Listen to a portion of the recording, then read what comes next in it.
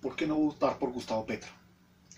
Primero, porque Gustavo Petro fue una persona que estuvo armada, enfrentando al Estado, pero más que al Estado, a la sociedad civil. Digámoslo claramente, la guerrilla jamás se enfrentó al Estado de una manera directa. Lo que hizo fue poner bombas, hacer terrorismo, desarrollar tareas de vacunas, extorsionar a los ganaderos, atracar a la gente, hacer pescas milagrosas, secuestrar. Bueno, todo eso lo conoce el país claramente. Por el otro lado, ¿qué pasa con el señor Gustavo Petro y su carácter personal?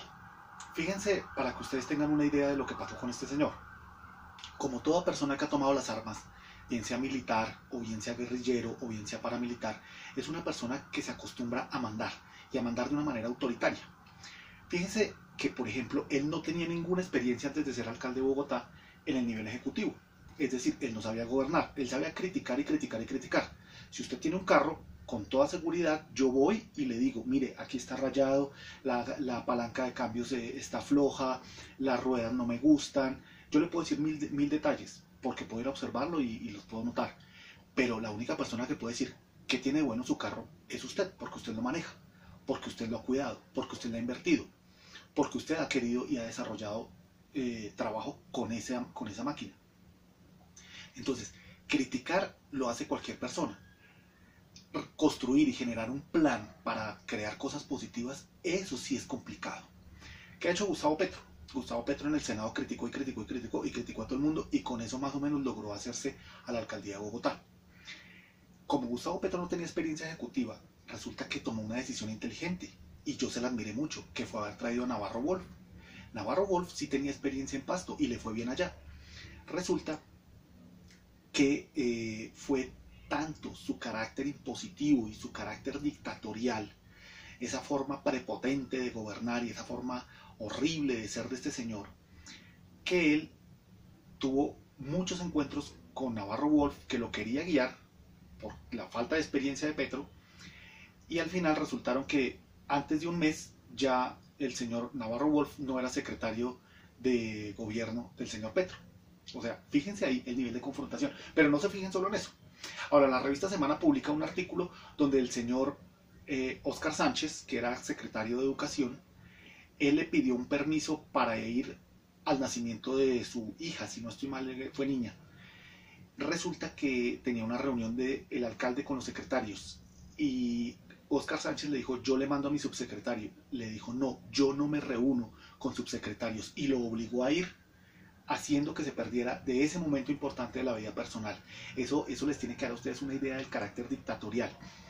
Que digan que él se va a parecer a Maduro o a Chávez, sí señor, o sea, son muchas cosas que lo identifican a él con ese tipo de gobiernos, con las decisiones dictatoriales.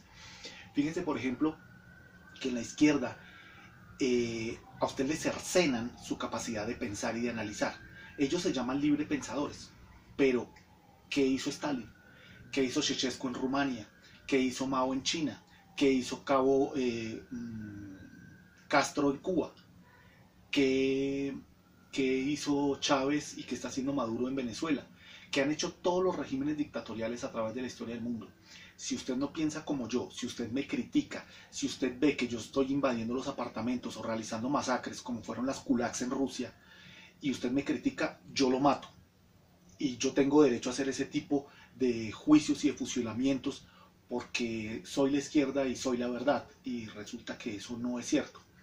Entonces, Gustavo Petro es una persona que piensa así, que piensa de manera vertical, y que él tiene la razón. El resto somos una cantidad de estúpidos para él, que si pensamos diferente ya somos o los mafioperiodistas, o los mafios ciudadanos, o los mafiocontradictores, o los mafio empresarios, o lo que sea. Todos somos mafias que estamos en contra de él. Entonces, ese tipo de elementos hacen desconfiar mucho de una persona. Ahora, veamos los resultados. Bogotá, en los gobiernos de izquierda, no apoyaron a Transmilenio. ¿Qué era Transmilenio? Transmilenio es en medio de todo una buena idea, porque Transmilenio tenía que resolver el problema de movilidad en ese entonces a 7 millones de ciudadanos, hoy son 9 millones. Un metro resuelve el problema a 300.000 ciudadanos. Es decir, que estaríamos hablando de un porcentaje muy por debajo del 5%. No, a Bogotá no le sirve esa solución. A Bogotá le servía una solución en la que se tenía que invertir y que ya en este momento tendría que haber Transmilenio por la séptima, por la avenida Boyacá, por las diferentes avenidas para que el sistema realmente funcionara, para que los buses se hubieran modernizado, para que los bogotanos se pudieran movilizar de una manera decente. Como eso no sucedió, resulta que a nosotros, a los ciudadanos, ¿qué nos tocó hacer? Nos tocó ir y buscar una motocicleta. A muchos nos tocó volvernos motociclistas porque definitivamente era la única solución digna de transporte. Al subirnos a una motocicleta, ¿qué estamos haciendo? Nos toca enfrentar vehículos que nos cierran, nos toca enfrentar ladrones en los semáforos, nos toca enfrentar que la lluvia, el sol, etcétera, etcétera, etcétera. Son muchos factores, o sea, manejar una motocicleta realmente se necesita tener un corazón muy valiente para uno subirse a una máquina de esas. Pero nos tocó hacerlo. ¿Por qué? Porque en Transmilenio robaban, porque en Transmilenio se subían infinidad de vendedores ambulantes que hacían operaciones de inteligencia donde señalaban quién tenía un celular, quién tenía dinero en efectivo, se subían y le indicaban a los siguientes pasajeros que ellos sí se subían a robar y llegaban directamente al ciudadano. Ahora las mujeres en Transmilenio, manoseadas, morboseadas, les decían toda clase de improperios, todo el mundo las empujaba, todo el mundo les hacía los famosísimos restregones, la falta de respeto era toda. Entonces, a muchos nos tocó subirnos en una motocicleta. ¿Qué pasó con los motociclistas? Los motociclistas, a partir del gobierno de Samuel Moreno y continuando con el gobierno de Gustavo Petro, recibimos una persecución irrestricta por parte de la administración distrital. Entonces empezaron a pedirle a los policías de tránsito que hicieran un mínimo de comparendos, que se enfocaran en el tema de motocicletas, que inmovilizaran motocicletas porque fuera esta razón o porque fuera la otra. Entonces ya prácticamente toda inmovilización, y en eso empezaron a hacer trabajos dentro del Ministerio de Transporte y a apoyarse mutuamente para que el motociclismo se generara otra forma de corrupción, que son los patios y las grúas. Ellos no hicieron nada frente a eso. Nosotros tenemos que movilizar, ya le tenemos pánico a las autoridades de tránsito porque no las vemos como amigas, sino que gracias a ese tipo de gobiernos, ese tipo de maniobras que hicieron, ahora todo nos genera inmovilización y resulta que estamos en manos de que el Ministerio de Transporte piensa una cosa, la Secretaría de Movilidad piensa la otra y el policía que está en vía piensa la otra. Entonces nos inmovilizan porque sí y nos inmovilizan porque no. La otra cosa, fijémonos en lo siguiente. Los colegios. Ya sabemos todos que Gustavo Petro no hizo colegios, que no hizo jardines infantiles, que metió y atiborró un poconón de gente en los colegios, y el que ha vivido en Bogotá y el que sabe cómo está Bogotá, Bogotá tiene salones de 60, 65 y 70 estudiantes por salón. ¿Quién puede aprender así? ¿Qué profesor puede controlar a 70 niños en hacinamiento? Cuando está haciendo frío los peladitos se están congelando, cuando está haciendo calor están asándose dentro de ese salón.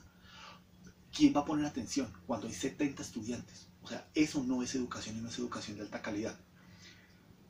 La otra cosa, fíjense por ejemplo que esto también hizo parte de los gobiernos de izquierda.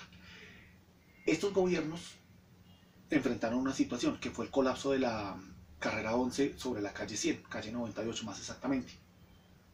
Inmediatamente fueron y llamaron a la Universidad Nacional, como si las universidades en Colombia fueran un ejemplo a seguir. Ni la Nacional, ni la Distrital, ni la Pedagógica, mucho menos los Andes, mucho menos la Universidad Santo Tomás, mucho menos la Universidad Javeriana. Las universidades de acá no están dentro de las mejores 1000 del mundo.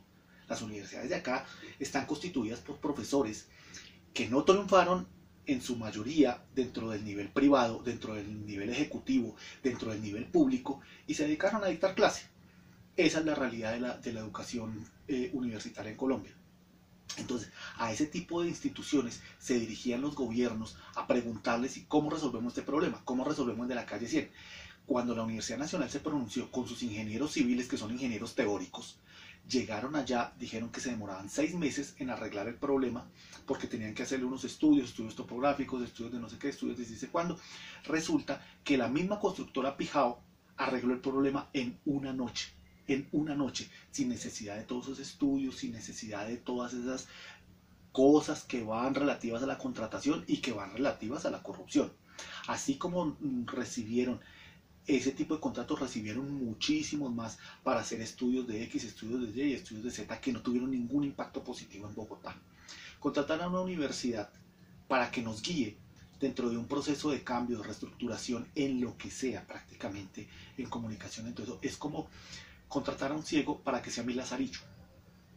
No es nada útil porque las universidades en Colombia realmente no tienen investigación. Fíjense que, por ejemplo, en el caso mío, yo creé 6 ecuaciones propias que modificaron el cálculo integral y lo hice por fuera del ámbito universitario. Mis libros los he escrito por fuera del ámbito universitario. ¿Por qué? Porque siempre se ha querido que esas ecuaciones, que esas investigaciones mías sean objeto de contratación, que sean objeto de explotación, cuando yo siempre he querido que eso sea objeto de transformación social y que se ponga gratis para todo el mundo. Pero resulta que como poner algo gratis no le genera platica a los bolsillos de los corruptos, entonces pues se me ha dificultado la publicación. Pero sin embargo, como tengo internet, entonces he ido difundiendo y apoyando a la gente. Cuando la gente me escribe, pues yo simplemente le digo, mire, aquí están mis ecuaciones, aquí está todo, úselas con tranquilidad. Resulta que si ustedes van y miran el trabajo, por ejemplo, de una de las facultades más antiguas, que por ejemplo la Universidad Nacional, que tiene matemáticas puras, o el caso de la Universidad de los Andes, que también tiene matemáticas puras, o el caso de la Universidad Sergio Arboleda, que también tiene matemáticas puras, resulta que ustedes van a encontrar que esas universidades no han generado una sola ecuación en todos estos años que llevan de investigación. Entonces fíjense que realmente el tema de la educación en Colombia es algo que debería avergonzarnos a todos. Pero la izquierda y sobre todo Gustavo Petro, que tiene unos estudios ahí como medio chambones, resulta que él cree que es más inteligente que los demás. Y eso no es así. Ahora, Gustavo Petro no solamente le ha entregado una cantidad de contratación indescriptible al sector público en el tema de las universidades, sino que Gustavo Petro ha sido indolente, como por ejemplo, digamos que un químico de la Universidad Nacional vaya al laboratorio y ni siquiera puede hacer una práctica con una electroforesis ultracapilar. No puede hacer una cromatografía a menos de que sea cromatografía en papel, porque todas las máquinas, todos los elementos de estudio están destinados para contratación, haciendo que la universidad pública contrate con los privados y se generen contratos que benefician directamente a los profesores.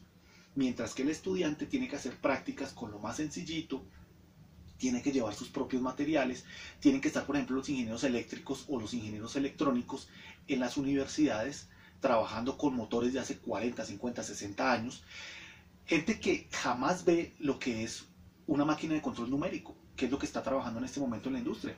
Eso no se ve dentro de las universidades y simplemente no se apoya, porque las pocas máquinas, lo poco moderno que hay en, puede ser osciloscopios o en medidores, en sistemas de simulación, no están disponibles para el estudiante, sino que están disponibles para los profesores para que hagan contratos internos y ellos se beneficien económicamente de eso.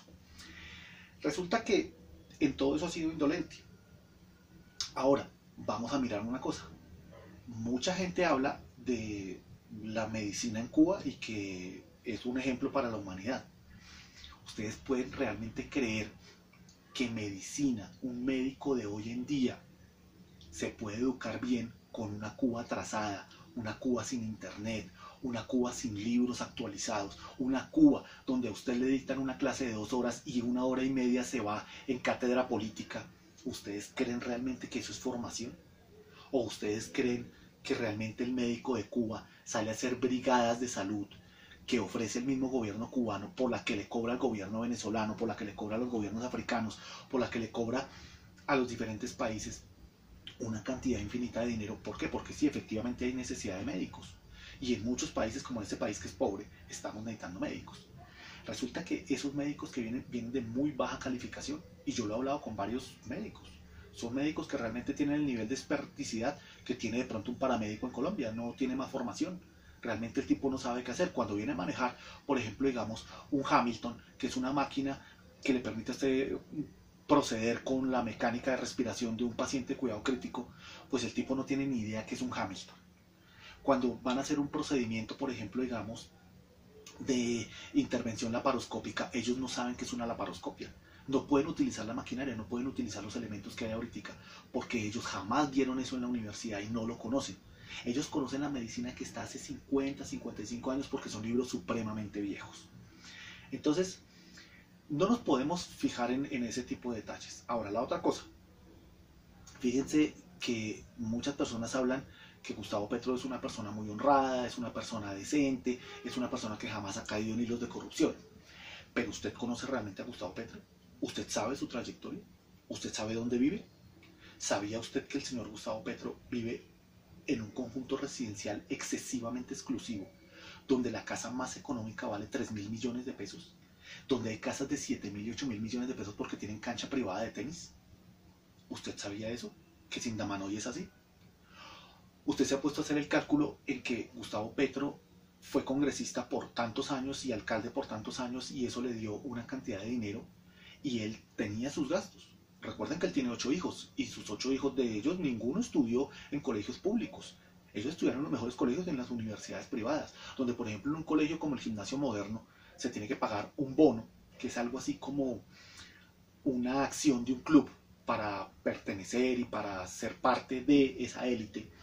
Entonces resulta que ese bono vale millones de pesos. ¿De dónde salía toda esa platica? ¿Y de dónde sale para que usted pueda ahorrar para pagar una casa de 7.000 millones de pesos? Si usted tiene el sueldo de un congresista o tiene el sueldo de un alcalde y que usted tiene esa cantidad de compromisos con 8 hijos, manteniéndolos en las mejores condiciones y haciendo una diferencia entre lo que es el pueblo, nosotros los que andamos en motocicleta, nosotros los que andamos en bus, nosotros los que tenemos que subirnos en un zip, allá esparramados, congelándonos, allá de pronto dentro de un Transmilenio totalmente practicados y totalmente idos. No, ellos no hacen parte de nosotros, del pueblo. ¿Y usted cree realmente que esos sueldos haga el cálculo a ver si a usted le da? Porque a mí no me da el cálculo y yo ya lo hice. Aquí hay cosas muy extrañas. Entonces, nosotros no podemos votar por una persona a la que no conocemos, de la que hablan los medios de comunicación y en la que se han creado una cantidad de mitos, cuando su verdad es: fue un congresista criticón y cualquiera puede ser un criticón. Fue un alcalde que no hizo nada, un alcalde que se dedicó a llenar comedores comunitarios con comida y luego los redujo a unos mercaditos pequeños. La misma estrategia que utilizó Pablo Escobar con sus lugartenientes. Fíjese que Pablo Escobar hizo Medellín sin tugurios. Medellín sin tugurios, por ejemplo, benefició a Popeye. Popeye era una persona que no tenía casa, que él vivía entre las latas. Y resulta que llega alguien y le da una casa ya en ladrillos, ya con un acueducto, ya con unos servicios públicos. Pues si muchos hubiéramos actuado como Popeye, yo también le hubiera dedicado mi lealtad a Pablo Escobar hasta el final y más allá. Si a mí un gobierno como el de Gustavo Petro, el de Lucho Garzón o el de Samuel Moreno me da de comer y me llena los comedores comunitarios, pues yo también voy a hacer lo mismo que hicieron los lugartenientes de la mafia: servirle de manera incondicional y leal, que es la forma como la que operan los gobiernos socialistas de China, de Rusia, lo que fue la cortina de hierro atrás en la parte rumana, bueno, todos estos países que sabemos que compraban a la gente dándoles migajas. Entonces, si nosotros nos fijamos en todos esos aspectos, toda la izquierda en Bogotá ha estado enfocada en comprar a la gente, pero comprándola de manera perjudicial. En este momento, los niños o las niñas enfrentan una situación de su noviazgo, de su pareja, en la que hay un embarazo. Resulta que ya no hay preocupación. ¿Por qué? Porque el parto es gratis, porque los niños tienen unos derechos en los que Bogotá les tiene que responder por su comida, por sus servicios médicos, por todo eso. Entonces, ¿a mí qué me interesa tener un hijo si yo soy un irresponsable? Si los subsidios que me llegan en efectivo yo los puedo tomar para drogarme, para alcoholizarme, para mis elementos privados, porque el Estado me tiene que responder por todo. Entonces, ¿qué hizo ese tipo de medidas? Ese tipo de medidas no beneficiaron al pueblo.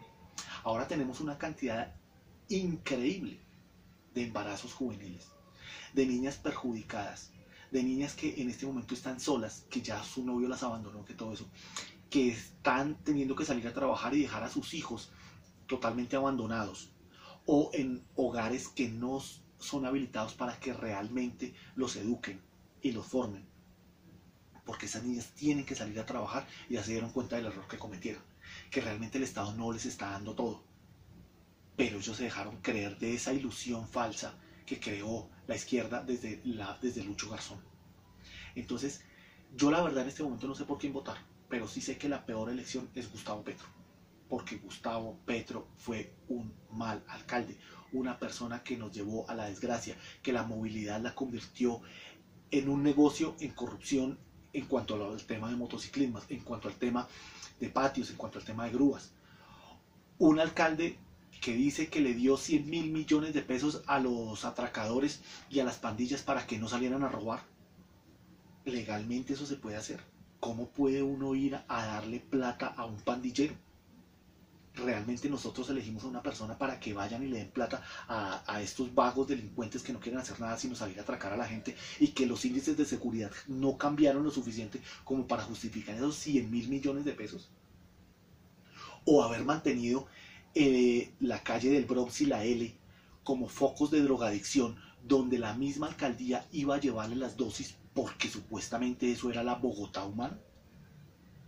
¿A usted como ciudadano le parece que el Estado que combate el narcotráfico le provea ese tipo de sustancias ilícitas no aceptadas por la ley? ¿De dónde la compraron? ¿Cómo la adquirieron? ¿Obligaron a la Dirección Nacional de Estupefacientes a entregar las captaciones para entregárselas a la gente para que se envenenara? ¿Usted le daría el voto realmente a una persona de esa? Porque yo no.